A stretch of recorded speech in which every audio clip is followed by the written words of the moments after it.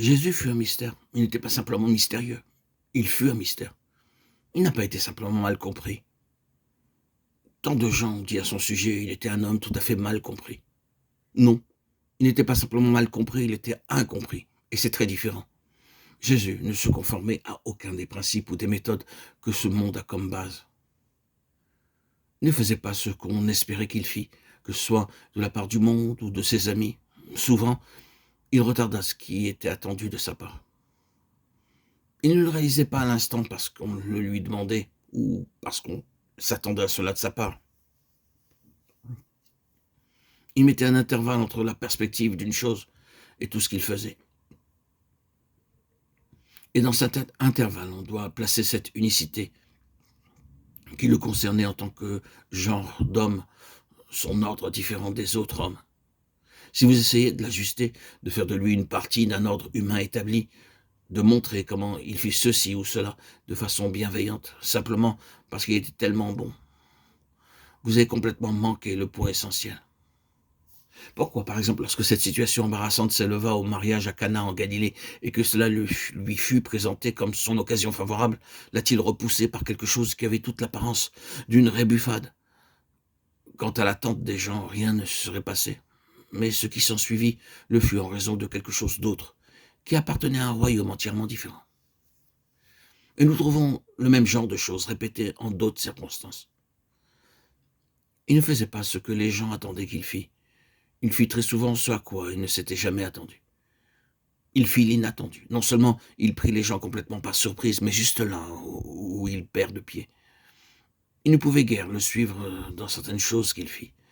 Il n'allait pas où des gens espéraient qu'il allât, ni à l'heure attendue, pour se conformer ainsi à leur ordre et leur programme. Et assurément, il ne disait pas ce qu'on attendait qu'il dît. Loin de là. Au contraire, il dit bien des choses auxquelles on ne s'attendait pas, des choses difficiles, choquantes, irritantes. Or, Jésus n'était pas simplement différent, difficile à manier, surprenant. Alors, il y a des gens qui se conduisent comme cela, mais sur des bases entièrement différentes. Ils essaient simplement d'être singuliers, exceptionnels, insolites, de produire l'inattendu, d'être difficiles à manier. Je connus il y a quelques années un chrétien qui s'était fait une grande renommée dans ce monde, et qui, en raison de l'énorme somme de choses formulées à son sujet, avait laissé se développer une conscience exagérée de sa personne.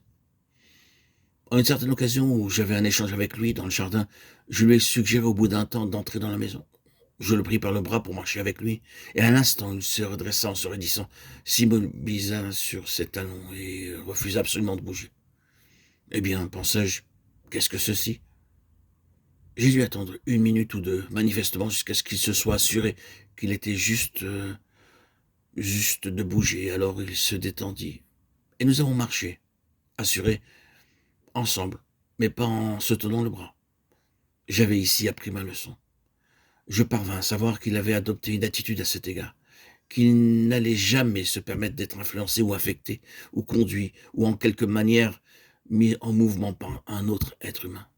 Il était parvenu à un tel point d'exagération qu'il ne marcherait même pas avec un frère en Christ en se tenant le bras, à moins que le Seigneur ne le lui dise. À la fin, bien sûr, cela se transforma en un complexe très sérieux. Mais vous voyez ce que je veux dire? Il est possible de se comporter de cette façon, sur une base complètement fausse. Et Jésus n'était pas ainsi. Il pouvait sembler se comporter de cette manière en certaines occasions, mais ce n'était pas sur cette base-là. Il nous faut être très clair à propos de ce comportement étrange, inconnu, le concernant, qui souvent rendait perplexe et déconcerté, parfois désappointé, parfois même contrarié et irrité. Et cependant, ce sont des faits, ce sont des traits très clairement reconnaissables de la vie terrestre du Seigneur Jésus.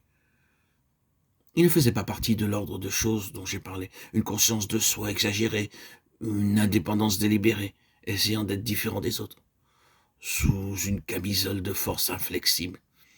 Il n'y avait rien de cela en ce qui le concernait.